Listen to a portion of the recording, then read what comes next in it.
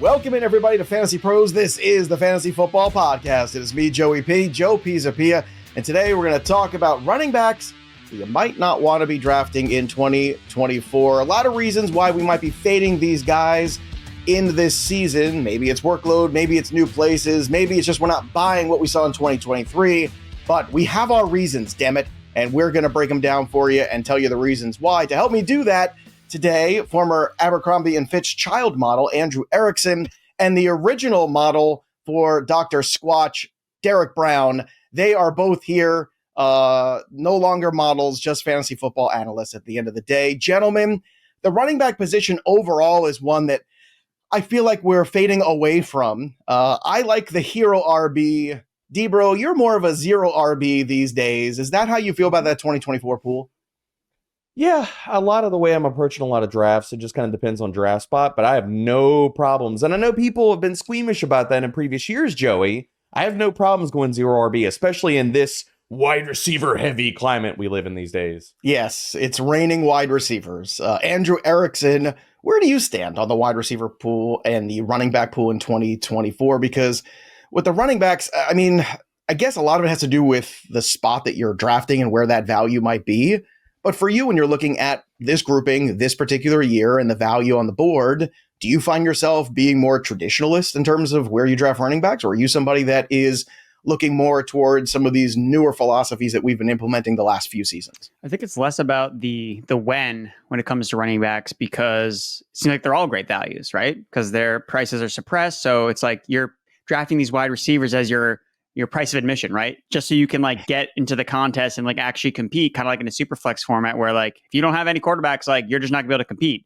That's kind of how I feel about wide receivers. Like if you don't have these 2 or 3 good receivers, like you're just not going to be able to compete. So you pay the price of admission with the receiver, and then running backs, it comes down to, yeah, they're all great value. So it's more about, well, did you pick the right guy? Like that's what I think matters more than actually like, well, I got Rachaad White at this price and Travis Etienne was at this price. Like, well, who was actually good? Like that's what really matters. So like, that's why I'm excited to talk about running backs today, because it's always been, oh, well, who's the better value? Like who's going at this price versus this price? But if they're all basically values across the board because they're so suppressed, then it's like, well, you just got to make sure you actually draft the right guys. And today we're going to talk about the guys that we don't think are the right guys to draft.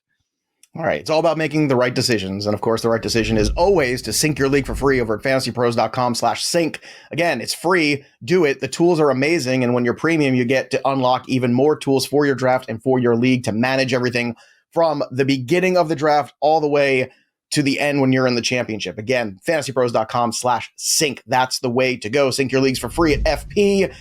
We do have some names that you guys agree on, and then some of the ones that you have stand alone today. Before we get to any of them, I want to throw one out here for you.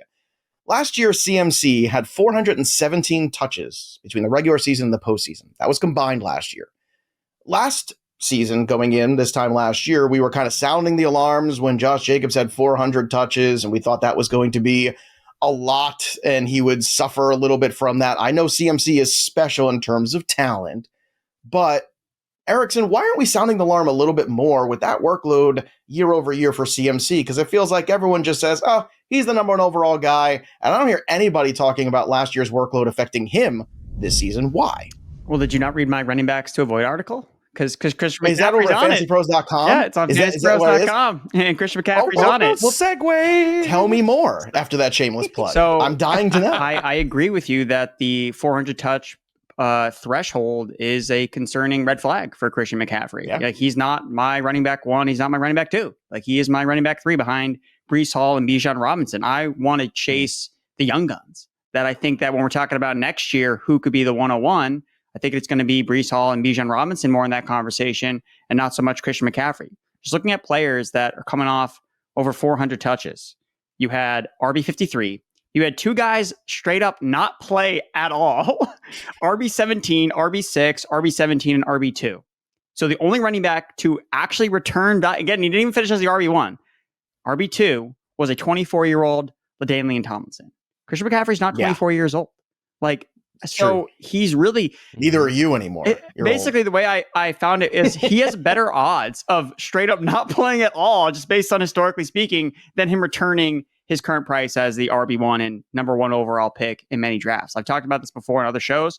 The 49ers were the healthiest offense in the NFL last year. Yeah. Like those are just things that at the team level tend to regress year over year. And if you're looking at, well, okay, if they're going to sustain more injuries, well, who's most likely to probably miss games? Probably the guy that touches the ball the most, a guy that we've seen miss a lot of games in the past. Again, up to this point, he's been the bill of health with the San Francisco 49ers, but he's getting up there in age. Again, when he's on the field, yeah, it's no debate. Like he's going to be the highest scoring player. He's going to be number 1 ranked in my week 1 rankings. Yeah, but there's a concern of, okay, well, is he going to be there when it matters the most? I mean, last year, was he available in the fantasy football championships? I don't think he was. Like he wasn't there because he was dealing with an injury. So again, don't forget about like he was on the sideline getting that massage gun thing. Like that was really scary to watch. So again, I think for those reasons, like I think that Bijan and Breece Hall have enough upside in their specific profiles that they could push to be the number 1 overall running back. And I'm going to chase the youth there. I agree. Everyone knows if I'm at the 1, I'm taking CeeDee Lamb. That's easy. McCaffrey also got married this offseason just like you. So there's another reason too. I can see how you're getting soft here. Also in Rhode Island. Yeah. Yeah. So you guys out hanging out around in common. And we both won't finish as the RB1 either. I was going to say, can we get a corollary between Erickson and CMC parallels? I feel like that needs to happen. I'm sure they had the same wedding budget. I'm sure it was the same. Oh, yeah. Similar hairstyles. Yeah. But it's true. Think about this, D-Bro, too, because not even like forget the 1-1 overall, because we can talk about that, different strategy and all that. I'm talking about what Andrew brought up, which is he was the 3rd running back on his board. He'd rather take the younger guys. After that workload, are you fading CMC at his cost? Because really, if you don't take him top 3, you're probably not getting CMC.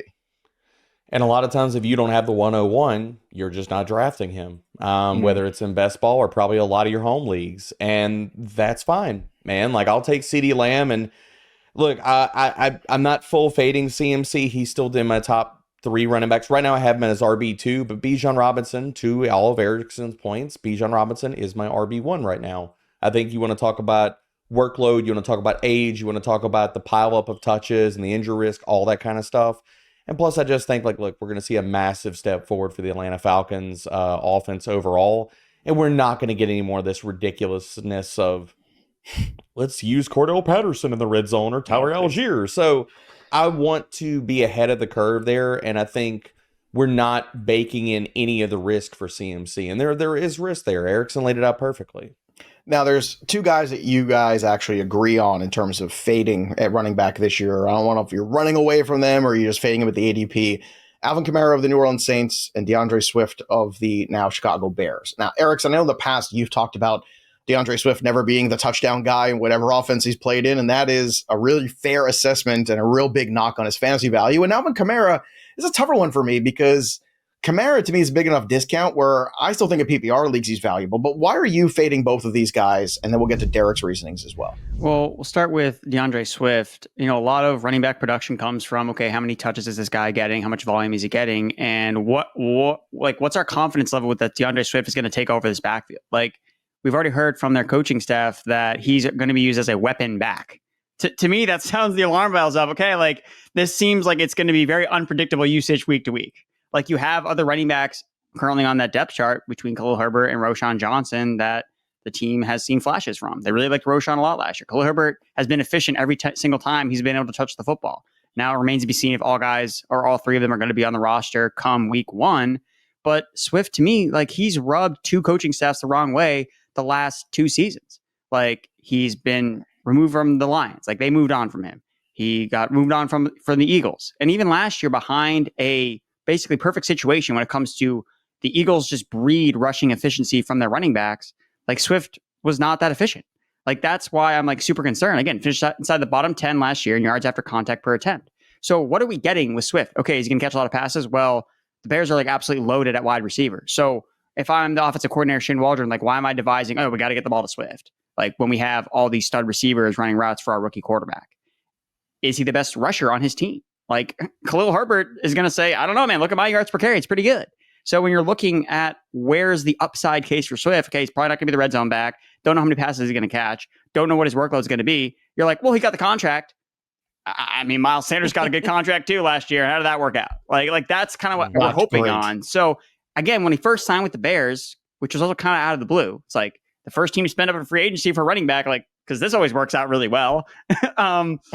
That's kind of like, okay, like you can get excited about this. He'll be the guy. But just the more that you're looking about the current situation with a lot of question marks, it's a new offense. Once again, it seems like, okay, this was kind of a luxury pick for the Bears. Like they had cap space. They have a rookie quarterback. It's like, hey, let's try to upgrade running back. Let's see what we can get with Swift. And if it doesn't work out during the first month of the year, it's like, well, we're going to try something different. Maybe we're going to use Roschon a little bit more. I mean, Roschon is great in pass protection. That's not Swift's job. Swift was coming off the field last year with the Eagles for Kenneth Gainwell on third downs into the 2-minute drill. So is Swift just like rushing between the 20s and that's it? Like that's not valuable for fantasy. And that's going to be really hard for you to then push the button on drafting him and putting him in your lineup as like your RB2 with a lot of confidence. And what about Kamara? Because Kamara is another one where Swift argument, I'm 100% in with you. The Kamara one feels like a little bit of just Kamara fatigue, where he's just been around a long time, but we take him for granted. I know you're a Kendrick Miller guy. Is that the biggest reason why you're fading Kamara? Is this the year 2 of Kendrick Miller with better health? Well, I think part of it is Kamara's not a great rusher anymore. Like we've seen the decline in his rushing efficiency over the last couple of years. So we're not really seeing that from him. Again, he was in the 40 out of 49 qualifying running backs and missed tackles forced per attempt, 4th worst in rushing yards above expectation. And I mean, last year too, it's like he kind of had the perfect run out when it came to, hey, we're expecting more competition in his backfield. And the time he got back from suspension, Jamal Williams was on IR, and so was Kendrick Miller. So it was just like, all right, sick. Like I'm the RB1, even though I expected to be in a much, a more crowded backfield. So again, to your point, in PPR format, it's like, yes, that's what you're gleaning on. You're like, hey, he's going to be catching a ton of passes from Derek Carr, the check down king. But you have to keep in mind, this is a new offense. Like this is not the Sean Payton, Carmichael offense anymore. It's Clint Kubiak's coming in. Now, Kubiak has shown in the past, the places he's been, solid target share to the running back. So it's possible that Kamara's target share doesn't decline in any way. But what if it does? Then you have nothing with Kamara. And the other thing too to point out is what's his touchdown upside? Look at the last 2 years. He's only scored 10 total touchdowns, 5 per season. When you look at running backs, no running back last season that had 5 or fewer touchdowns finished inside the top 24. So is he the goal line back still? What about Taysom Hill? What about a healthy Kendrick Miller? Remember, Jamal Williams did score a bunch of touchdowns that one Alvin season. Kamara also had 1 year where he scored all of his touchdowns pretty much in one game. And how long ago was that? Like, it's been a while 2 years ago, 3 years ago, something like that. We've seen Alvin Kamara spin like that touchdown monster. Yeah. So again, what happened to Austin Ekeler this past year? He was scoring touchdowns at like a crazy level, and then they went away, and then there was nothing left. So again, I'm trying to get ahead of it a little bit here, where it's like, yes, Kamara, RB17, okay, like I kind of see like it could be a value, but it's like, what are we drafting next year? Is he going to be higher? Probably not. So if he's not being drafted higher next year, then that means he probably didn't have a strong finish, and he probably wasn't someone that you needed to have or couldn't miss out on drafting. All right, D-Bro, I don't want to, heap too much more or say, stop, he's already dead, but Kamara, Swift, what's your take on these two guys? Because I know you're also strongly fading them at their current ADP. I mean, both these guys are going to look good in projections just because of what we think we know about the backfields right now. And looking at what Kamara, the only reason he scored the way he scored last year, yes, the pass game utility is there, but it was the stranglehold on all the freaking work. Like, yeah, he's the RB3 in points per game because he was literally playing almost all the snaps. He had he was top 10 in not only opportunity and weighted opportunity shares, but you look at as far as the red zone touches too. It's like we could poke holes in what led to last year's production in the sense of if he doesn't get all of that, and now we've seen the efficiency decline over multiple freaking seasons for Kamara. What are we getting out of Alvin Kamara? Basically, then he's just a really extremely like high-priced, aging, declining committee back. And Kendrick Miller is the player that you really want that has the juice in that backfield. So I just don't want to sit here and get married to this year's like the newest version of Uncle Lenny and Leonard Fournette and saying, oh, he's going to get all the snaps. Mm-hmm. But if he doesn't get all the snaps, we're going to be highly, highly ticked off that we drafted Alvin Kamara and DeAndre Swift. I mean, Erickson laid this out perfectly. And I think that we've already seen what DeAndre Swift in the type of role that maybe we project in Chicago looks like. Like after those 2 massive games for DeAndre Swift in Philly, so basically weeks 2 and 3, after that point, he only averaged 16.8 touches and 72.4 total yards per game last year as the RB25. So that in between the 20s role and not getting any of the red zone rushing role, yeah, like, okay, that all happened because of Jalen Hurts. But what if that happens again in Chicago? It's not Caleb Williams, but it's either Khalil Herbert or Roshan Johnson taking all the red zone roll away. We've already seen how this plays out. DeAndre Swift is an RB3, not an RB2, where a lot of people are going to be drafting him this year. Makes a lot of sense. I feel like I'm still tempted to take Kamara based upon I haven't seen Miller do it yet. I know Miller's out there. I know he could be that guy. Swift, again, I'm still with you there. But with the Kamara thing, like how does Kamara, if I don't take him, how is he going to bury me? Like, oh my God, I didn't have Kamara. That's fair. So like that's fair. Running back last year, getting all the snaps and being a top 5 guy. I mean, that's how he buries you. But that is how he can buries that happen? You. But that he buries you also if the offensive line is a little bit better too. The Saints, because I think last year that's the other way things improve. I think they're going to be a bottom 5. Like Ramchek's probably not going to play.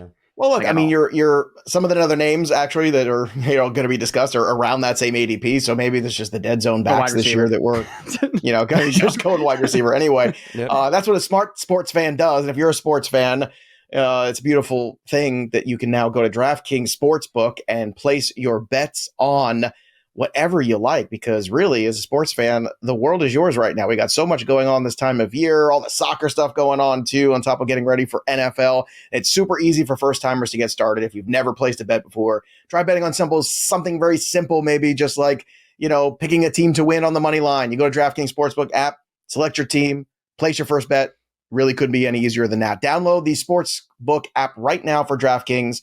Use that promo code FantasyPros. That's promo code FantasyPros. And when you do, new customers can get 150 in bonus bets instantly when you bet just $5 only on DraftKings Sportsbook. The crown is yours. D-Bro, let's go to you with another running back that you are fading in 2024. I just keep talking about it, and I hope people are listening. Fade Josh Jacobs. Fade Josh Jacobs. Fade Josh Jacobs. If I say it 3 times, something's supposed to pop out, like when people are doing drafts in the Draft Wizard and say, fade Josh Jacobs. That's at least what I'm hoping, man, because I just don't want to draft him. I think the tackle breaking juice is gone. We talk about the high volume seasons ruining players. I think we've seen that with Josh Jacobs. And like last year, 12th highest stuff rate. He was outside the top 36 running backs in missed tackles forced per attempt, yards to contact per attempt. And everybody drafting him with the ideas that he is going to be a locked-in workhorse RB1.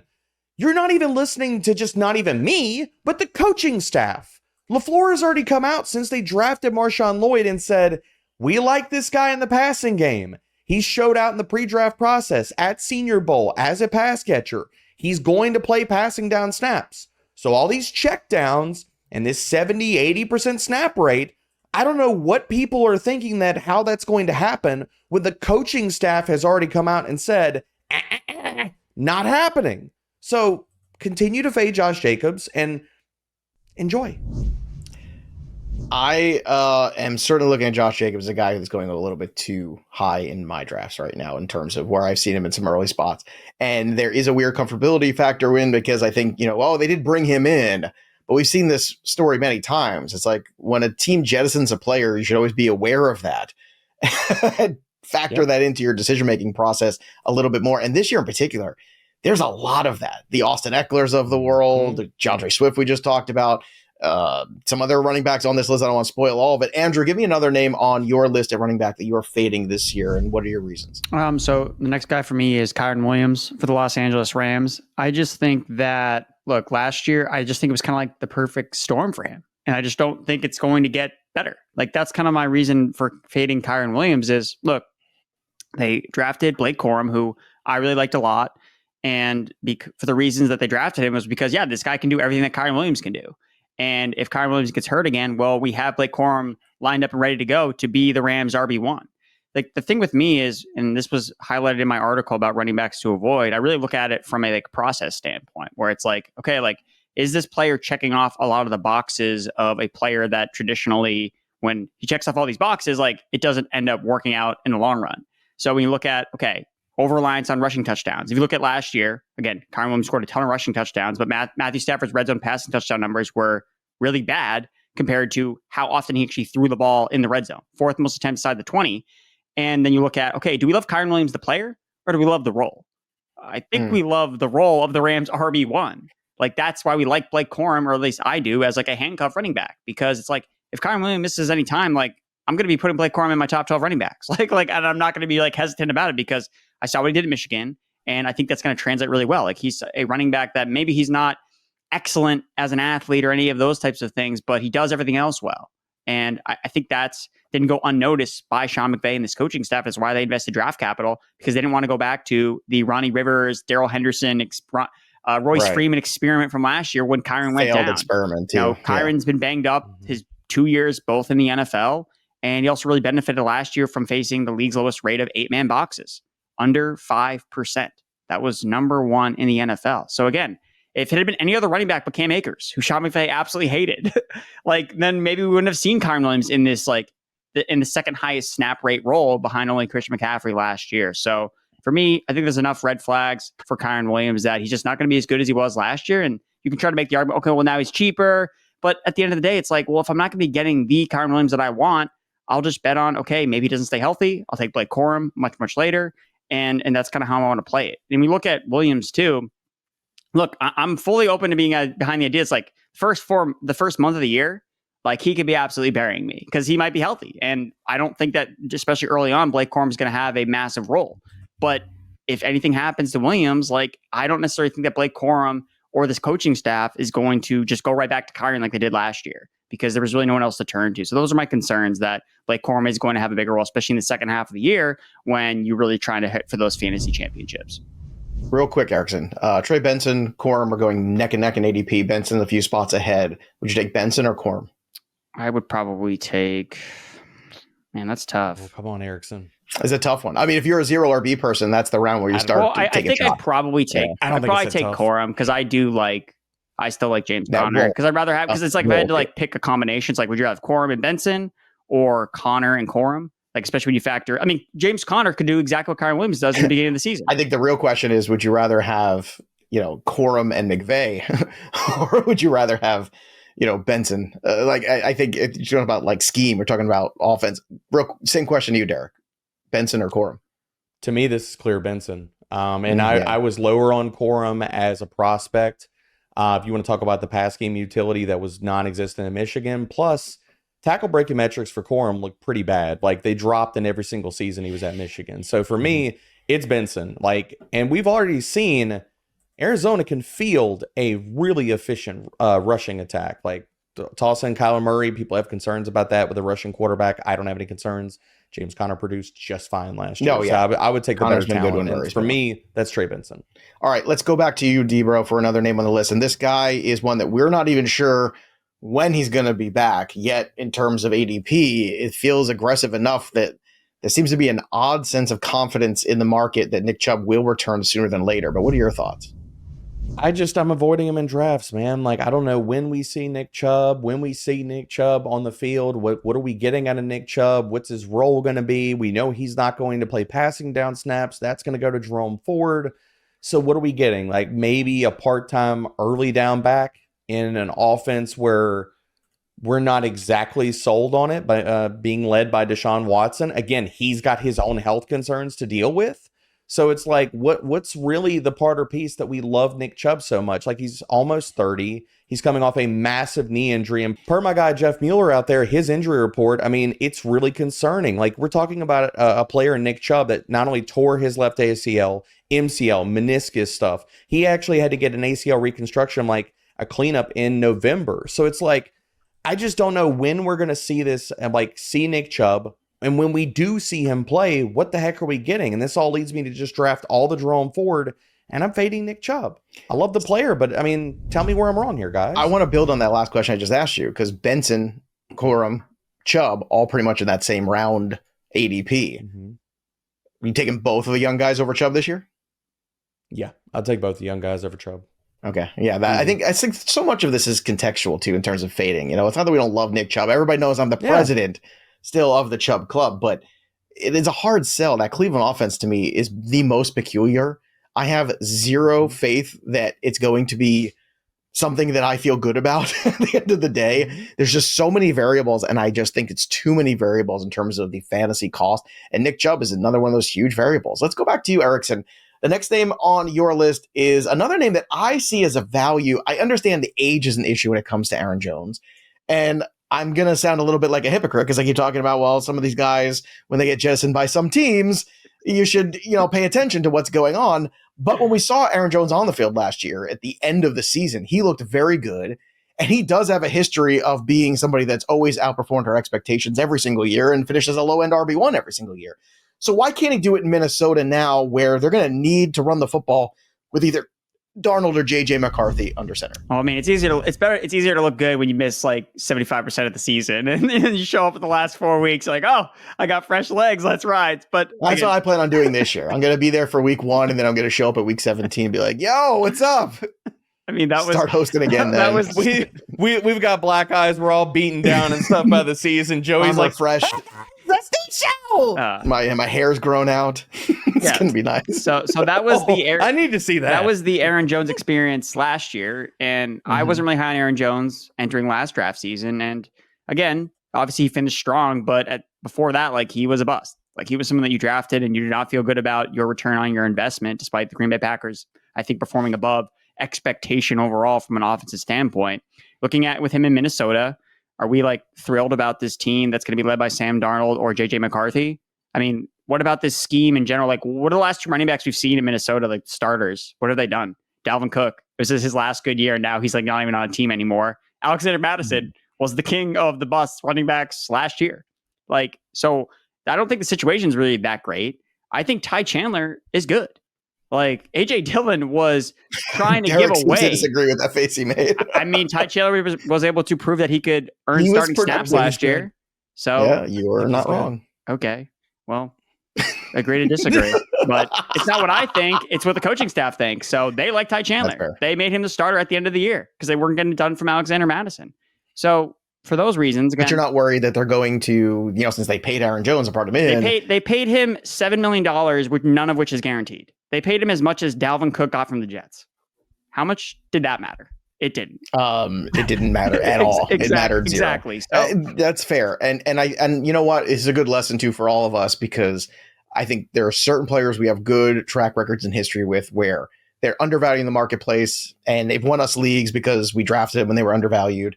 But again, I should listen to myself a little bit too. When you have these guys that get jettisoned from teams, it's a giant red flag that if a team moves on from, how often do, everybody isn't LaDainian Tomlinson, where they go to another team and they still perform well. Maybe weren't the same guy they were with the Jets, they were with the San Diego Chargers, and maybe, Adrian Peterson. These are Hall of Fame running backs. I don't think Aaron Jones is in that class. So Derrick Henry's one of those guys this year. New team, but I think Derrick Henry's closer to that Hall of Fame kind of grouping than he is necessarily to the Aaron Jones kind of grouping. So running backs in new places, always something to be really concerned with. Another running back in a new place. This guy was a first-round pick last year, and now Derek Brown doesn't want to draft him at all. It's Austin Ekeler of the Washington Commanders. Talk to me. I mean, look, I can make you a pro B-Rob case here, but really we need to just talk about Ekeler. Yeah, I want the anti-Ekeler because I've heard so much pro B-Rob. Yeah. Give me the anti-Ekeler for a change. Passing down back who might not garner all the passing down snaps because B-Rob is better than we give him credit there. But Austin Ekeler, that's really all he's bringing to the table, because last year, can people excuse away last year's tackle breaking metrics because of, injury and things like that? You can use that excuse. Sure. Can we also say maybe it was age? We've all seen the videos of Austin Ekeler trying to hit a second gear in the open field last year and it just not being there, where he looked like a fullback in the open field. That could just be this iteration of Austin Ekeler. Like, he's good on passing downs. He can pass block. He can run routes. But that explosive element to his game is just gone. And with Jaden Daniels under center, do we think Jaden Daniels is going to be checking down a ton? Or is he going to pull it down and take off running whenever things get crazy in the backfield? So I don't really want any part of Austin Ekeler. Like, again, to give context to the tackle breaking metrics, outside the top 36 guys in yards after contact per attempt and missed tackles forced per attempt, and going back to the excuses, this is not just an isolated incident. Austin Ekeler has seen his yards after contact per attempt drop in 6 consecutive seasons. So while we can marry some of that to last year's injury, the other part about this is we've been seeing this trend over multiple years. Now we've just seen it fully bottom out. I don't want any part of Ekeler. You know what the biggest red flag to me on Ekeler is none of those metrics, even though all of those are very valuable red flags. But the biggest one to me is he said, I needed to go somewhere where I wasn't going to carry the ball that much.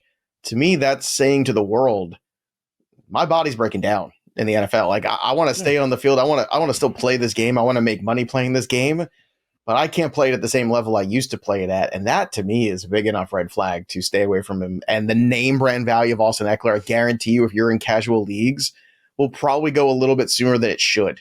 Maybe even a little sooner than the ADP suggests, because people will just be familiar and comfortable with the name.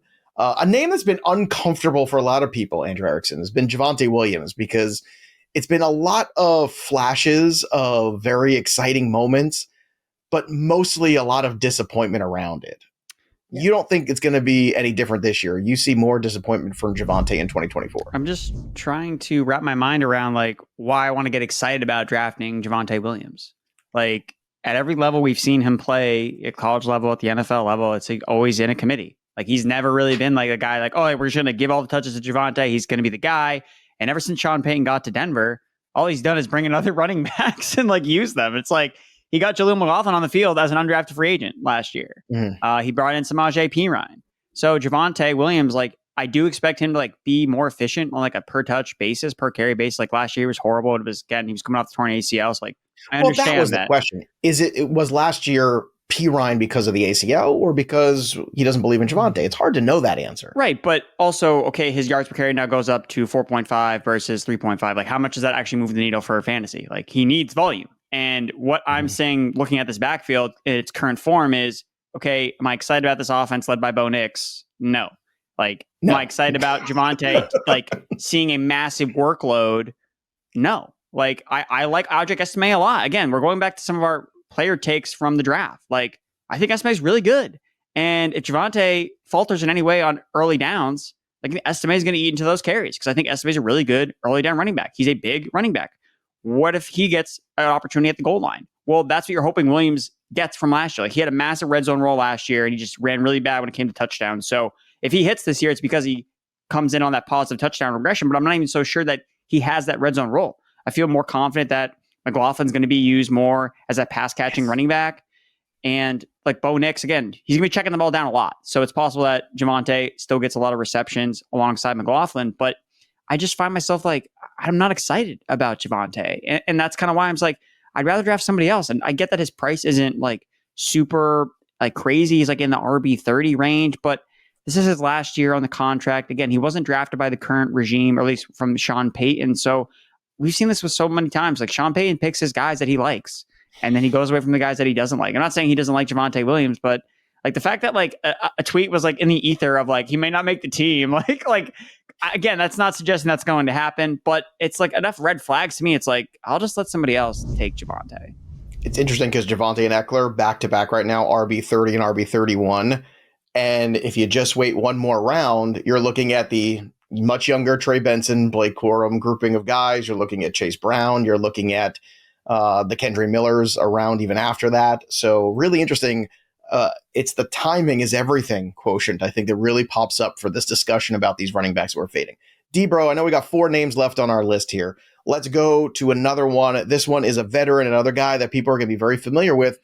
And you can make the case that Ezekiel Elliott is walking into basically the same role he left 2 years ago. And he was productive enough at the current cost where if he's just going to score a bunch of touchdowns, can you get 850 yards and 8 touchdowns out of Zeke this year? Well, all roads lead back to Jaleel McLaughlin, boys, and all roads lead away from Ezekiel Elliott. I don't want any part of it, man.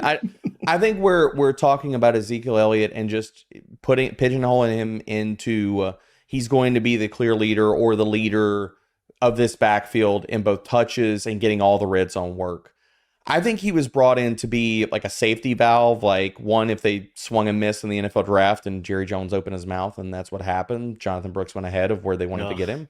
And then I think the faith in Rico Dowdle is real, and I think the talent could be real too. And that just leads me away from Ezekiel Elliott, where I know that at this juncture of his career, he just doesn't have the juice anymore. He's just not that guy. Like outside of poaching like short porch touchdowns and like getting 8 carries for 25 yards every single week, like I'm sorry, like I don't want to go back to yesteryear's Matt Asiata. I'm good with that. I'm good with not going back to that experiment. Did not have Matt Asiata on my bingo card today for the show. No, I mean that's basically who Ezekiel Elliott is at this point of his career, man. Wow. And I just don't want any part of it. Like 43rd in yards after contact per attempt, 45th in missed tackles for us per attempt. Like, nah, there's no part of that. How much like, do you I would account rather last year's stats being so bad to the Patriots offense being so bad, though? Because that was an offense that was incredibly predictable, incredibly inefficient, could not move the chains at all, stacked boxes. They knew they wanted to run the football. I mean, it is tough for an older running back to run under those circumstances. The Dallas offense is much more wide open.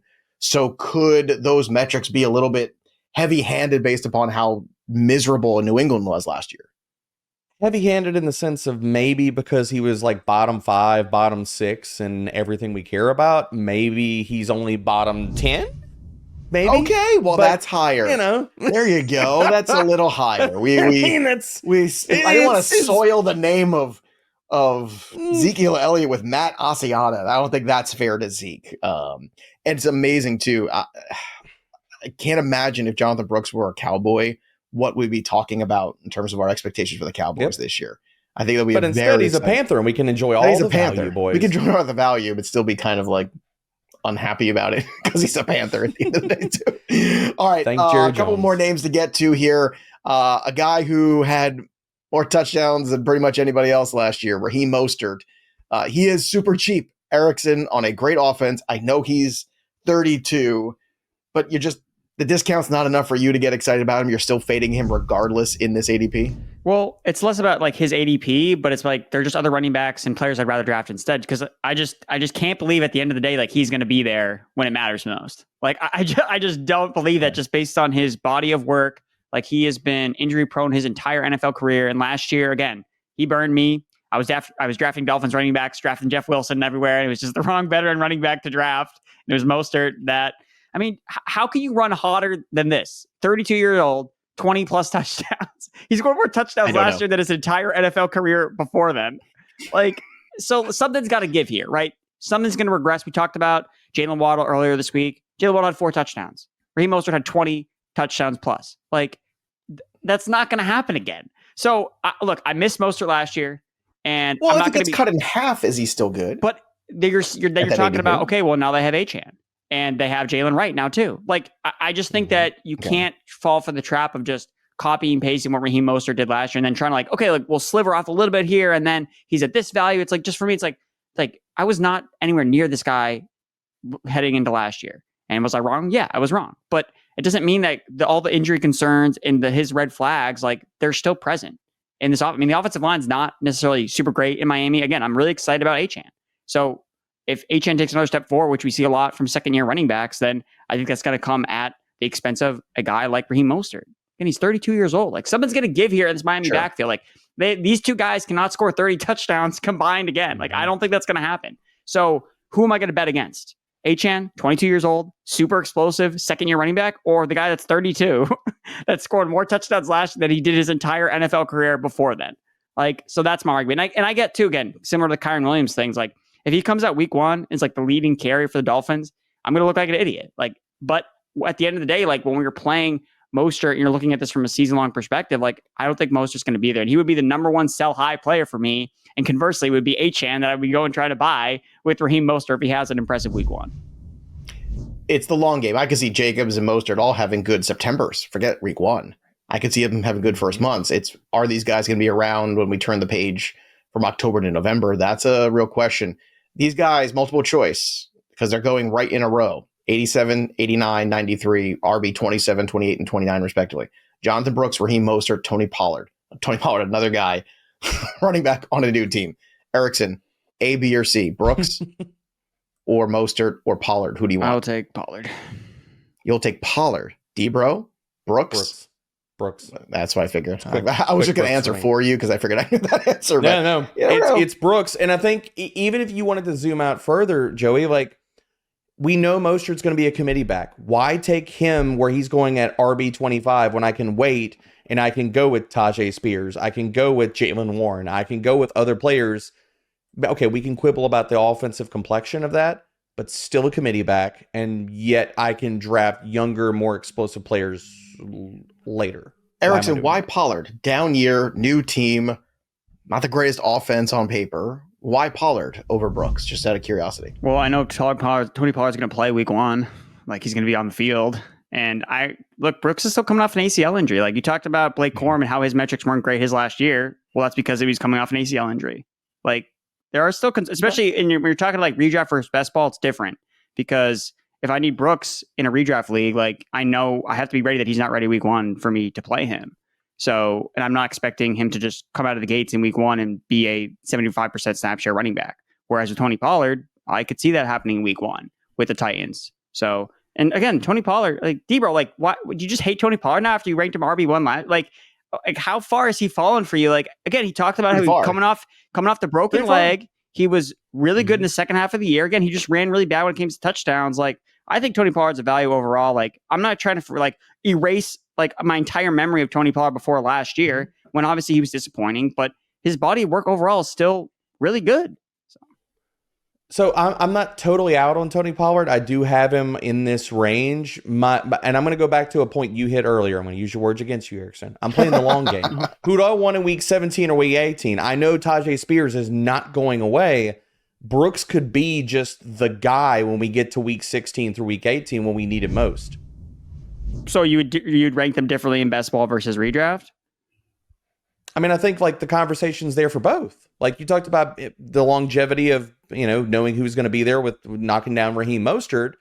Brooks, we think he's going to play. He's going to be more strengthened and get more of the work in the back half of the season, right? So I think the conversation is there in both formats for Brooks over Pollard because Spears is really good, man. He's efficient as hell. He's not going away. He's going to be a thorn in his side like the entire season.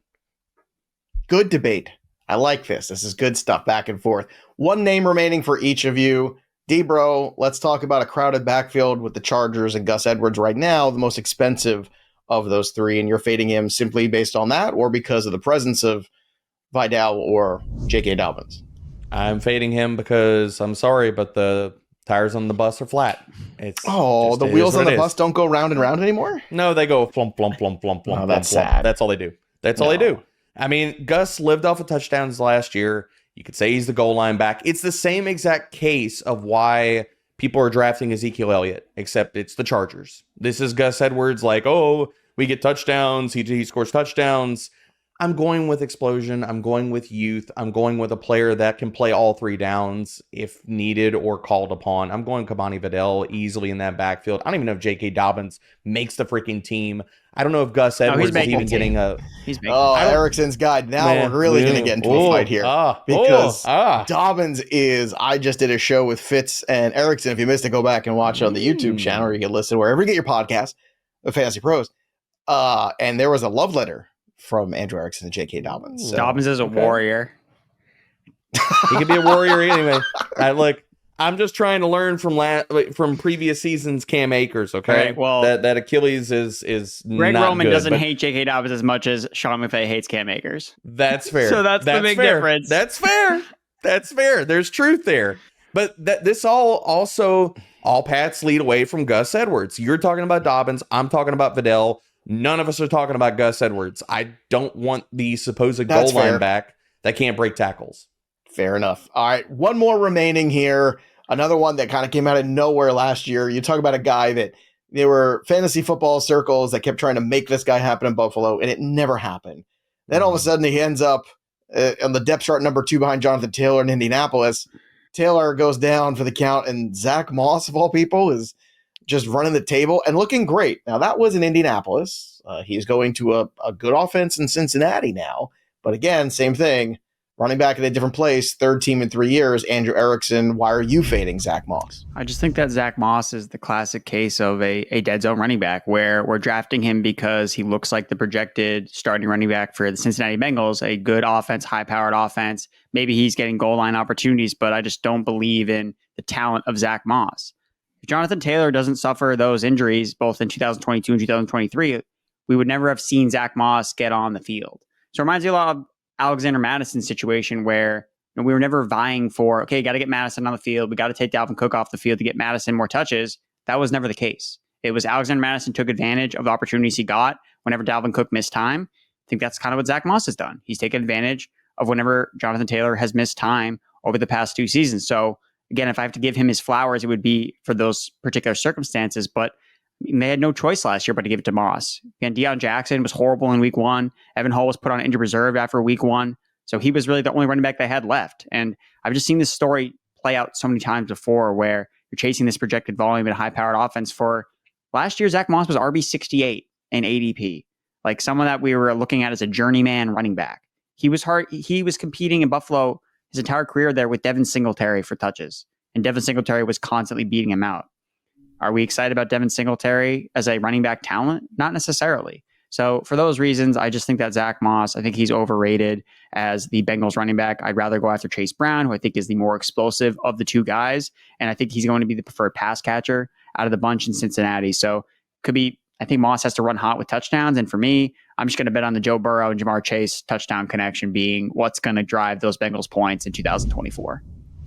After this conversation, it's very clear about some of these running backs in that range that are super dangerous. Dead zone, whatever you want to call it. This is why that hero RB strategy really works for me in 2024, because I'm just going to take the discounted Derrick Henry as the 10th running back overall, who's going to get fed all day long and score 1 million touchdowns and catch 30 balls, and I won't care because he'll have 1,400 rushing yards and 15 TDs. And that works for me. The rest I can figure out RB2 later on. But who are you fading in 2024 at the running back position? Drop your comments below. We love to hear from you. Also, go to fantasypros.com/sync to sync your leagues today. Again, it's free. Start using Draft Wizard. The Draft Wizard is open and ready for business. You can get that mock draft simulator going to fantasypros.com/mock. Of course, just download Draft Wizard today and start mocking your heart out. It's summertime. What else are you doing with your life? Nothing. Boys, great stuff as always. Some good debate, some good commentary on these running backs that you're fading. That'll do it for us, but the story of the game goes on for D-Bro and Erickson. I'm Joey P. We'll see you next time, kids.